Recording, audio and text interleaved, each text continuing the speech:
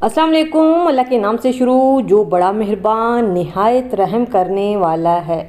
ईद उल अज़हा ख़वातीन के लिए थोड़ा सा मुश्किल टारगेट होता है, क्योंकि ईद पे सबसे मुश्किल काम होता है गोश्त को समेटना और गोश्त को फ्रीज़ करना, क्योंकि ये जो ईद आ रही है वो आ रही है अच्छी खासी गर्मी में और ऊपर से है जी बिजली की आंख मचोली। ऐसे में गोश्त को किस तरीके से फ्रीज़ किया जाए कि गोश्त अगर बिजली चली भी जाए तो ख़राब ना हो।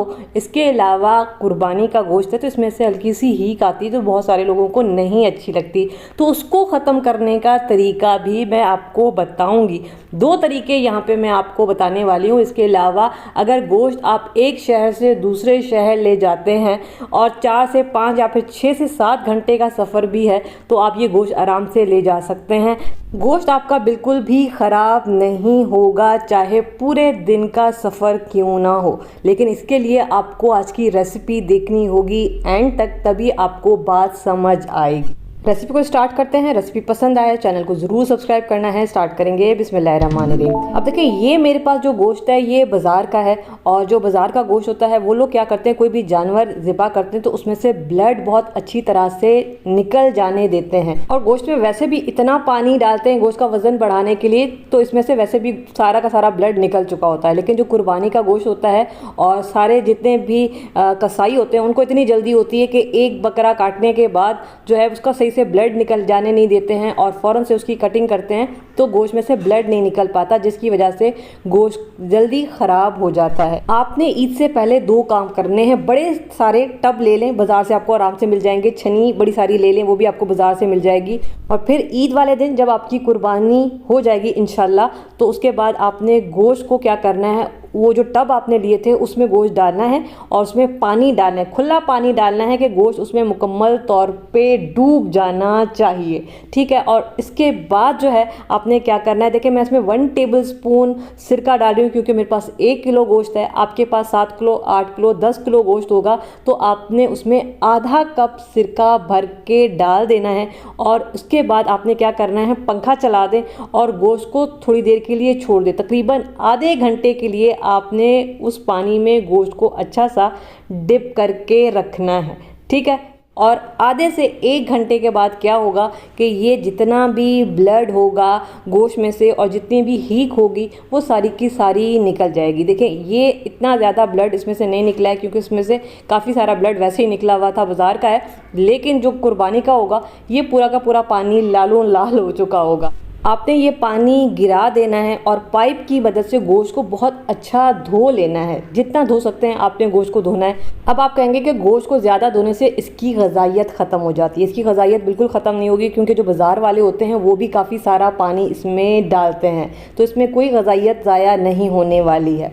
अब देखिए, मैं आपको 2 तरीके बताने वाली हूँ। ठीक है। तो मैं यहाँ पे क्या करूँगी, गोश्त को 2 हिस्सों में तकसीम करूँगी। अब एक तरीका तो ये है कि आपने जितना भी आपके पास गोश्त है उसको खुली सारी छन्नी में डालना है। बड़ी सारी छन्नी आपको बाज़ार से आराम से मिल जाएगी, वहाँ से ले लें। उसमें गोश्त डालें और गोश्त जो है वो किसी भी पंखे के नीचे आप रख दें तकरीबन आधे घंटे के लिए। गोश्त को आपने बहुत अच्छा ड्राई कर लेना है और इसको खुश्क कर लेना है। पंखा चलाएं, गोश्त को पंखे के नीचे रख दें और 1 घंटे के बाद या फिर आधे घंटे के बाद देखें गोश्त जो है वो अच्छा आपका ड्राई हो जाएगा।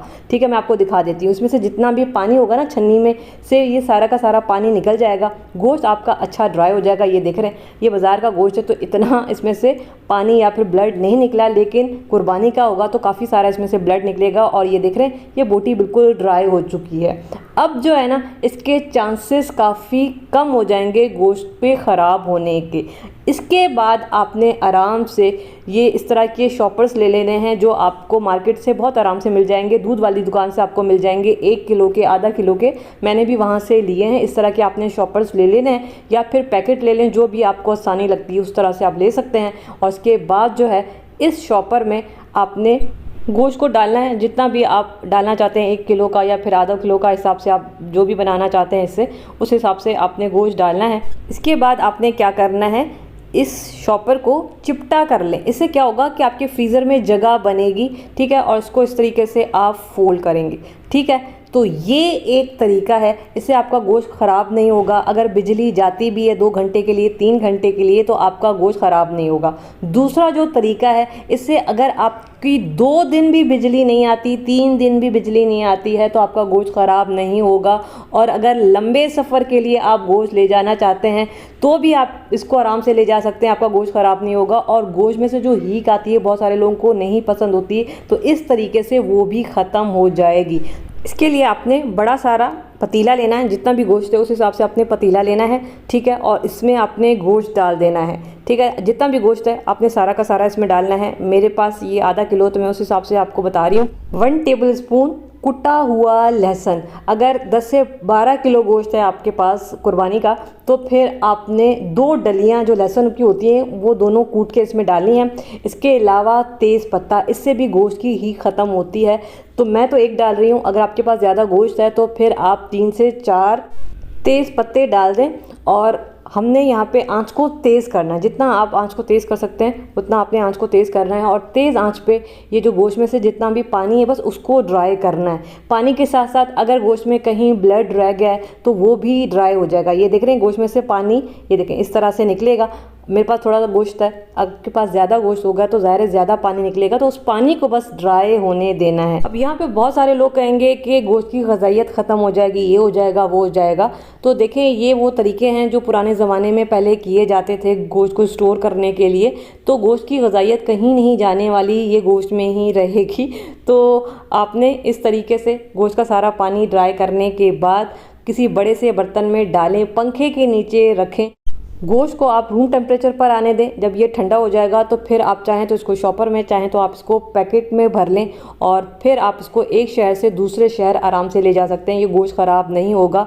और इसके अलावा इसको आप फ्रीज़र में अगर रखते हैं, ठीक है, तो ये आप 2 से 3 दिन भी अगर आपकी बिजली चली जाती है ना, तो ये गोश्त आपका ख़राब नहीं होने वाला। यहाँ पे ना मैं आपको एक और चीज़ बताने वाली हूँ। देखिए इस तरह से एक पैकेट बनाने के बाद आप एक पैकेट के ऊपर इस तरह से ऑयल अगर आप लगा देते हैं, घर में जो भी ऑयल आप खाने के लिए यूज़ करते हैं या फिर सरसों का तेल लगाते हैं, और इसके ऊपर आप दूसरा पैकेट इस तरह से रखेंगे, तो आपका गोश्त फ्रीज़र से बहुत आराम से निकल जाएगा। एक शॉपर दूसरे शॉपर के साथ चिपकेगा नहीं। तो इस तरह से आप लेयर बाय लेयर गोश्त रखते जाएं और बीच में आप ऑयल लगाएं हर पैकेट के बीच में। देखिए ये मैंने 2 पैकेट रखे हैं और उसके बाद दोबारा से मैं इस पर ऑयल लगाऊंगी, ठीक है। कोई भी ऑयल लगा सकते हैं, सरसों का तेल लगाएं या फिर जो है वो कुकिंग ऑयल लगाएं।